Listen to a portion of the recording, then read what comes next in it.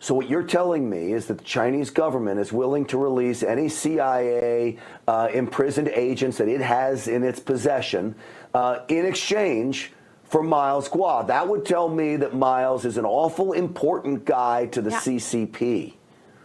Absolutely. So, in fact, back in 2017, when Xi Jinping first met with President Trump, he offered the same deal. He said, I want Miles Guo back to China. He even offered an assistance package of North Korea in exchange of Mr. Miles Guo's return. And I'm so glad that President Trump declined that.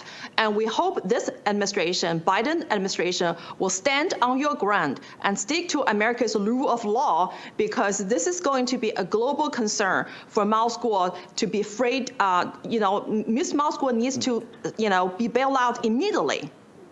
So, Nicole, I have been told that Miles Guo would have been fully willing to testify in this Pras Michel case, and that he would have named names of those compromised inside the Justice Department. You named George Higginbotham, who pled guilty to some charges surrounding this case.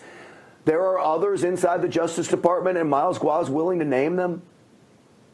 Actually, Pras Michel's lawyer requested Mr. Miles Guo to testify to Pras Michel's trial in Washington, D.C., but that request has been denied, and Mr. Miles Guo is not bailed out, and he cannot testify, but he's fully willing to testify not only to Pras Michel's trial, but also before the U.S. Congress, because he's the only victim of all of this well-orchestrated political witch hunt and persecution and Pras Michel's case. And guess what? Pras Michel got $100 million from the CCP, and George Higginbotham walked away with $41 million US. He walked free.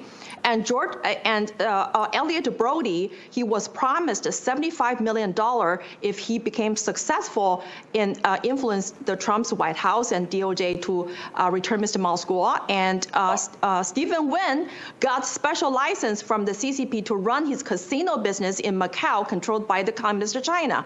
And Mr. Miles Guo is the only person staying in jail